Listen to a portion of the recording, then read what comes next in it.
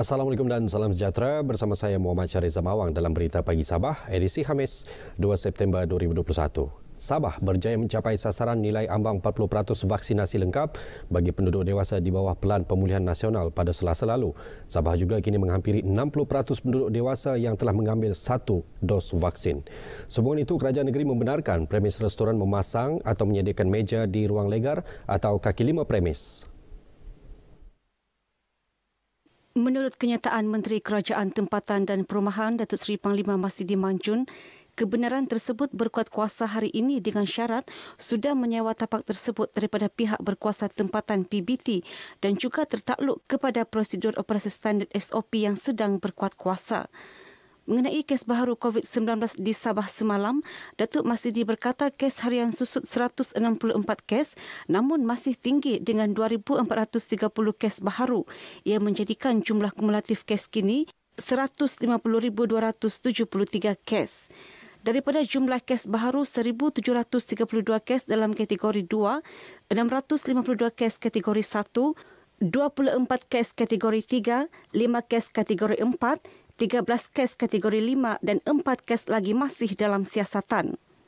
38 kes kematian turut dilaporkan di 15 daerah, manakala satu kluster baharu direkodkan iaitu kluster sawit Kinabatangan 2.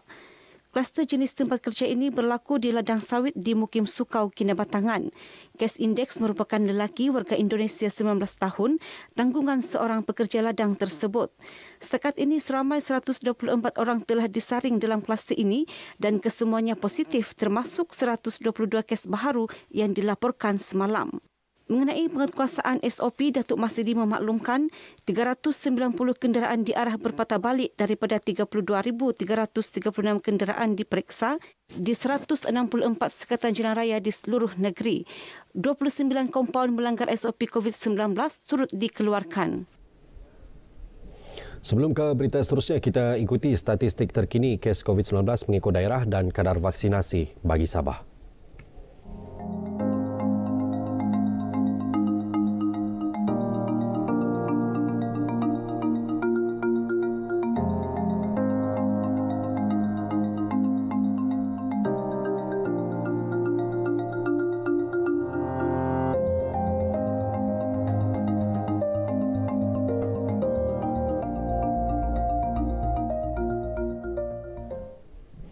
Perbadanan Pembangunan Ekonomi Sabah SEDCO dan kumpulannya mengambil inisiatif menganjurkan kempen derma darah bagi membantu memenuhi keperluan darah pihak hospital.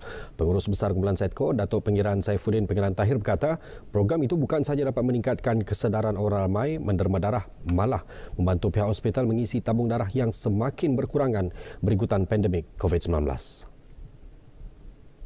Program dilaksana dengan pematuhan SOP ketat termasuk penyertaan penderma darah dilakukan melalui Google Form.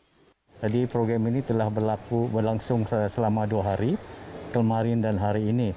Jadi target kita walaupun dalam kekangan pandemik COVID ini kita target untuk mendapat lebih kurang 100 penderma satu pain darah. Beliau menyatakan demikian kepada media selepas merasmikan program CSR kempen derma darah kumpulan SEDCO dan penyerahan bakul kasih SEDCO kepada Food Bank Station Anjung Selera di Likas. Dalam program ini, SEDCO dan kumpulannya turut menyumbang barangan keperluan harian bernilai RM8,000 kepada Food Bank Station Anjung Selera. Mana-mana mereka yang memerlukan bantuan keperhatian masyarakat ini atau rakyat, hendaklah mendaftar kepada NGO ini dan mereka boleh mendapatkan bantuan-bantuan seperti food makanan. Yang mana food makanan ini telah dibantu oleh pihak SEDCO. Seramai 20 pesara polis sekitar Pinampang dan Putatan menerima sumbangan bakul makanan daripada Persatuan Keluarga Polis Perkep Sabah. Penyampaian sumbangan berkenaan disempurnakan Ketua Polis Daerah Pinampang, DSP Muhammad Haris Ibrahim. Kita tahu bahawa pesara-pesara ini memang banyak jasa. Mereka ini dulu pun berkhidmat seperti kami juga. Sekarang ini mereka pun mengorbankan masa dan tenaga sepanjang puluhan tahun dalam pasukan polis di Raja Malaysia ini. DSP Muhammad Haris ditemui media selepas mengagihkan sumbangan bakul makanan kepada pesara polis di Pinampang. Sementara itu, para penerima menzahirkan rasa syukur dan berterima kasih kepada Perkep Sabah kerana menghargai jasa mereka. Saya rasa gembira dan bersyukur sama ini pasukan polis kerana dia menghargai kita punya jasa-jasa. Kita gembiralah kalau ada yang lain kali seumpama macam ini sampai bagus. Saya betul-betul bersyukur kerana macam kami ini sudah bersara lama, sudah bersara dan masih lagi dihargailah. Dan saya harap pengurusan PDRM ini khasnya kepada Ibu Pejabat Penampang, teruskanlah usaha ini. Bakul makanan ini mengandungi barangan keperluan asas seperti beras, minyak masak dan gula. Seramai 80 pelajar terpilih menyertai program e-pertukaran murid Asrama Malaysia Amal Peringkat Kebangsaan tahun 2021 bermula semalam hingga 9 September ini, yang melibatkan 20 pelajar masing-masing dari Amal Maktab Sabah, Kuala Lumpur, Johor dan Amal Sarawak. Berucap merasmikan pembukaan program ini secara maya di Kota Kinabalu, Pengarah Pendidikan Negeri Datuk Dr. Misrin Radin berkata, program antara lain bertujuan memberi pendedahan kepada peserta mengenai perbezaan budaya dan adat resam negeri yang terlibat. Selain itu, program ini juga memberi peluang kepada pelajar bertukar-tukar pengalaman dan idea baharu. Datuk Dr. Misrin berkata program kelolaan Jabatan Pendidikan Negeri Sabah ini mengandungi 3 aktiviti pertandingan bertemakan kesenian dan kebudayaan secara dalam talian. Menerusi pertandingan ini, pelajar terlibat perlu menghasilkan kreativiti kebudayaan berdasarkan 4 negeri terlibat amal. Hasil kreativiti perlu disampaikan menerusi aplikasi Google Site, e-book, YouTube, TikTok atau Flip HTML. Malaysia sememangnya terkenal dengan aneka buah-buahan tropika, termasuklah Raja Buah, durian. Di Tongot dan Kinabatangan terdapat sejenis durian dikenali sebagai durian merah atau maraang. Nama saintifiknya Durio graviolens. Lazimnya, buah durian dibiarkan lurus sendiri setelah masak. Bagaimanapun, maraang yang bersaiz lebih kecil dengan kulit luarnya berwarna kuning serta isinya berwarna merah perlu dituai untuk mendapatkan buahnya. Wartawan Iswadiman Samsudin mengikuti aktiviti penuaian maraang di Kampung Karamuak, Tongot.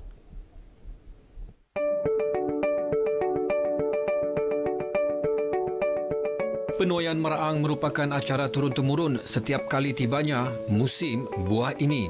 Ia menjadi budaya keluarga masyarakat suku kaum sungai yang dilakukan secara bergotong royong. Sebab durian ini sebenarnya bukan dimiliki oleh satu orang. Kalau ikut itu daripada tradisi dari datuk ini. Kami punya datuk menanam, maka susu sicinnya itu kena hadir itu sama kalau sudah kita pergi memanjat durian macam sekarang. Lazimnya proses menuai mengambil masa antara 8 hingga ke 9 jam, bermula seawal 7 pagi hingga 4 petang. Ia dimulakan dengan menilai kematangan maraang oleh ketua keluarga bagi memastikan buah sedia ada untuk dituai. Kemudian diikuti penyediaan bambu sebagai peralatan utama ketika proses menuai.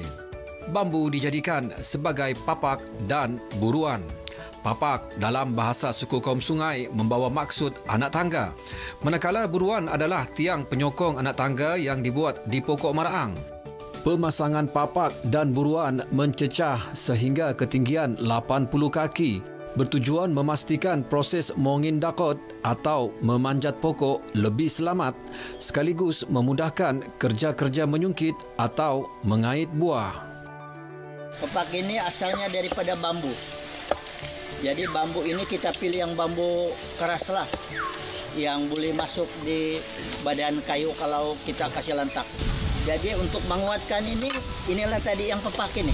Kita kasih letak di kayu dan diikat dengan apa yang saya buat sekarang ini, memutung-mutung tali ini. Inilah pengikat papak ini dengan kayu ini. Papak dipasang secara berselang-seli menggunakan tukul yang diperbuat daripada kayu keras seperti bulian. Dia bukan dipapak secara lurus, dia kena mincung sikit supaya yang buruan kita ini dia tidak bergoyang kalau balawan-lawan itu dia punya papak. Kesukaran proses tuaian apabila ketinggian pokok mencecah 150 kaki selain mendapat permintaan tinggi, antara punca harga buah maraang kian melambung tinggi. Dianggarkan 500 biji hingga 1000 biji buah maraang boleh diperoleh daripada satu pokok setiap kali musim menuai. Baiklah saudara, inilah dia aktiviti menuai buah maraang di Kampung Karamuak, Kinabatangan. Dan sebelum si penuai mendapatkan buah maraang di atas pokok berketinggian kira-kira 100 kaki, si penuai terlebih dahulu akan memasang tanggah menggunakan bambu dengan memahat bambu tersebut ke pokok buah maraang ini, dan juga akan memasang lagi sebatang bambu sebagai tiang untuk menambah tanggah sehingga lebih tinggi. Aktiviti akan dilakukan oleh kaum lelaki penduduk-penduduk di Kampung Karamuak ini. Buah yang sudah dikumpul akan dibahagi-bahagikan berdasarkan jumlah waris keluarga yang hadir pada proses penuaian ini. Budaya ini mampu mempertahankan adat suku kaum sungai dalam aspek kerjasama dan muafakat. Dan pengekalan tradisi ini tak lapuk dek hujan, tak lekang dek panas. Laporan Iswadiman Syamsuddin, Berita RTM. Sekian berita pagi Sabah. Kibarkan jalur gemilang sebagai tanda solidariti rakyat melawan pandemik COVID-19. Saya Muhammad Syariza Mawang. Salam hormat.